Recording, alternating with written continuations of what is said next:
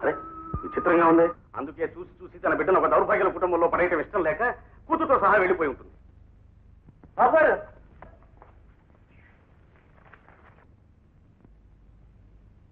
చిరంజీవి రాధను ఆశీర్వదించి. అమ్మా, ఇన్నేళ్లుగా నేను కన్న కలలు ఇప్పుడు పండాయమ్మా. తల్లిని తండ్రిని నేనే అయి నిన్ను పెంచిన కష్టం ఈనాటికి ఫలించింది.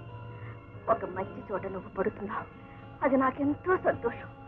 నువ్వు ప్రేమించి పెళ్లి చేసుకోబోతున్న రాము ఎవరో కాదమ్మా, నీ చిన్న మామయ్య. చాలా ఉత్తముడు, మంచివాడు. చిరంజీవి మోహన్ నీకు మార్గదర్శకుడు. నీ అత్తగారు నిన్ను పువ్వుల్లో పెట్టి పూజించుకుంటుంది. నేను దౌర్భాగ్యురాలి, సమాజం నన్ను స్వీకరించదు. ఈ స్థితిలో నేను నీతో ఉంటే నీ భవిష్యత్తు దెబ్బతింటుంది. నేను నీకు అడ్డు తొలగిపోతున్నాను. చిరంజీవి, మోహన్, రాములు ఎప్పటికైనా నన్ను అర్థం చేసుకుని క్షమించగలిగితే అదే నాకు 10,000. నా గురించి బాధపడి అనవసరంగా నీ 100 ఏళ్ల బ్రతుకు పాడు చేసుకోకు. అమ్మ మాట కాదనవుగా. నీ తల్లి శాంత. శాంత అయితే ఈ రాధ శాంత కూతురు. అయితే రాధ ఏమైనట్టు? తను చేసిన నిర్వాహానికి తమ్ముడు సంతోషిస్తారనా మళ్ళీ వచ్చింది. తన కూతురు బంధంతో ఈ ఇంటిని శాశ్వతంగా అవమానించాలని కుట్రతోనే వచ్చింది. అమ్మా, అది ఎంతో దూరం వెళ్ళు. ఎక్కడ సరే పట్టుకొచ్చి పగలించుకుంటాను.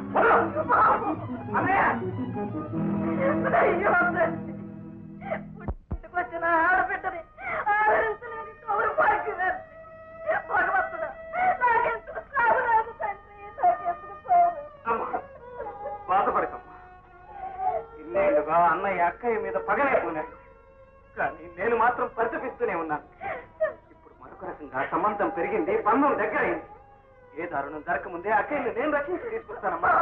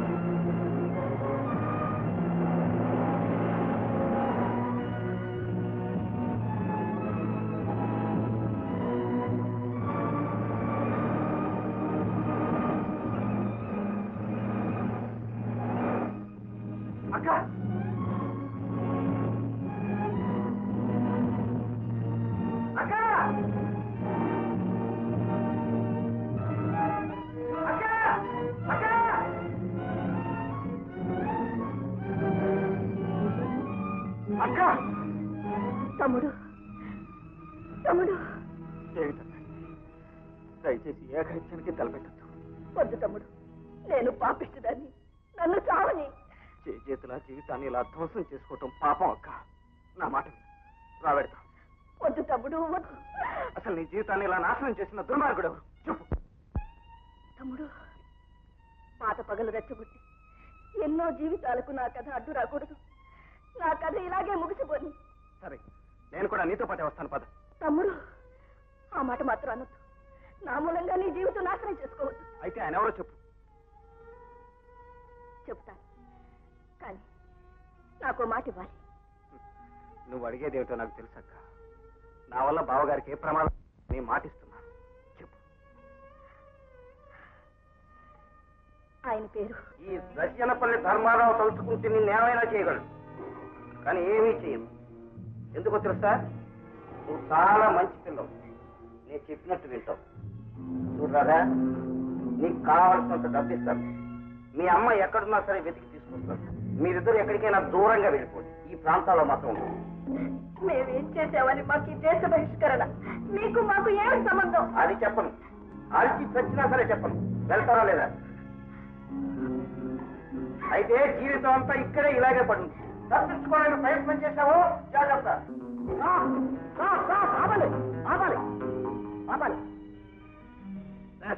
ఇంకా ఏం చేద్దాం నీ ఉద్దేశం? కానీ ఎందుకంటావు? చేయాల్సింది చాలా ఉంది. అరే అదేమిటి నా కాలం పడుతున్నావు? రై అదేమీ తెలియదు. తల్లి తల్లి అదంతా తర్వాత చెప్తా కానీ ముందు కాలే కొంత పంపులు మునిగిపోతున్నాయి. ఎక్కవయ్యా బాబు.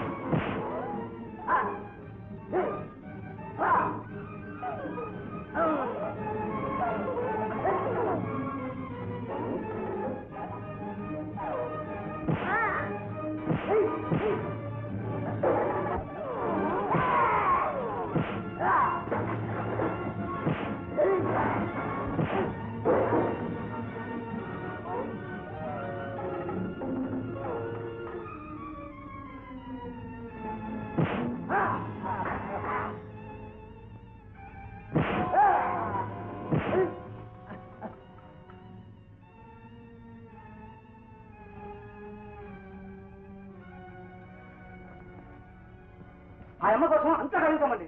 ఎక్కడ కనిపించలేదు బాబు. కనిపించలేదా? కల్పించుకోవడానికి వీల్లేదు.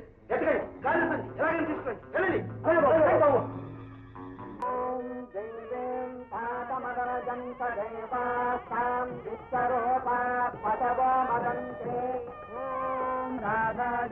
శ్రీనివాసాయ మంగళం శుభముహూర్తే సావధాన సురగ్నే సావధాన. ఆగండి. ఈ పెళ్లి జరగటానికి వీల్లేదు. కానీ నేను మేజర్ని. నా ఇష్టం వచ్చిన అమ్మాయి నా ఇష్టం వచ్చిన పద్ధతిలో నలుగురిలో పెళ్లి చేసినట్టు నాకుంది. పైగా ఫాదర్, నేను ఇంటి నుంచి వెళ్ళిపోతుంటే మీద నాపలేదు. మీ ఆస్తులో చిల్లిగా కూడా అక్కర్లేదంటే మీకే అభ్యంతరం లేకపోయింది. ఇప్పుడు నేనేమైతే మీకే ఏం చేసుకుంటే మీకే ఈ పెళ్లి ఆపేస్తాం. మీకు లేదు. వెళ్ళండి. ఏమిటి మండపంలో ఇంతమంది పెద్దలు ఆహుతులు ఉన్నారు. వీళ్ళందరినీ పెళ్లికి పిలిచి ఇలా న్యూనతపరచడం మర్యాద కాదు. పైగా ఇలా పీటల మీద పెళ్లి ఆగిపోతే ఆ పిల్ల బ్రతుకేం కావాలి? నాన్న, ఈ పెళ్లి జరిగి తీరాల్సింది. మోహిని, ఈ పెళ్లి జరగదు, జరగకూడదు, జరగనివ్వడు. ఏ ఎందుకని? ఎందుకనో చెప్పాలి. అందరిలోనూ చెప్పాలి. అడగండియా. అవును, ఈ పెళ్లి ఎందుకు కావాలో కారణం చెప్పాలి. వీల్లేదు. ధర్మారావు, సాచివాణ్ణి కాబట్టి అడుగుతున్నాను. ఏమిటి నీకు పట్టుదల? తరాలు మారాయి. వాళ్ళు కుర్రకారు, ప్రేమించుకున్నారు, పెళ్లి చేసుకుంటున్నారు. మధ్య నీకే పిల్లలు పడగొట్టడం నేరం అవుతుంది. ఈ ఊళ్ళో నా ఊళ్ళో నాకే ఎదురు చూస్తారా? కాల్చి పారేస్తాను. వాడు నా కొడుకు. వాడు పెళ్లి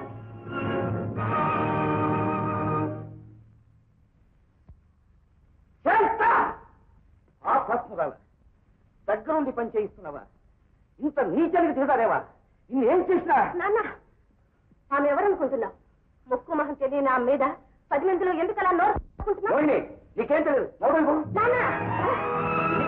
చేయని పని కూడా నువ్వు చేస్తున్నావు కదా. ఏ పండిట్లో నీ కూతురు పెళ్లితో ఈ పాపపు బంధంతో నన్ను సాధించదలుచుకున్నావో అదే పండిట్లో నిన్ను కాల్చి పారేస్తాను. ఆగండి.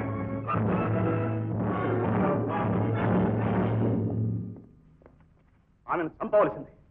కానీ ఆ అవకాశం కావలసింది నాకు. ఆమెను అందరి ముందు చంపి ఇన్నేళ్ల మాలిన్యాన్ని ఒక్క తుపాకి గుండుతో, ఒక్క నికృష్ట జీవి హత్యతో కడిగి వేసుకోగలిగాననే మనశ్శాంతి దక్కవలసింది నాకు. ఆగండి, ఆగండి. ఏమిటి ఆవేశం? ఎందుకు ఈ తొందరపాటు? అసలు ఈమె మీద మీ అభియోగం ఏమిటి? ఈమె మీకేమవుతుంది? మోహిని, నీ ప్రశ్నలకి సమాధానం చెప్పడానికి సిగ్గుపడుతున్నా. అయినా దాగని ఈ రహస్యాన్ని 10 మందిలోనూ చెప్పి మీ అందరి అనుమతితోనే నా పగ సాధించుకుంటాను. ఈమె నా తోబుట్టు. వయసు పొంగులో తన సుఖం తాను చూసుకుని ఎవరితోనో లేచిపోయింది. నేను పసివాడిగా ఉండగానే మా తండ్రి చచ్చిపోవడానికి కారణం ఈ, మేము అనాథలం కావడానికి కారణం ఈ.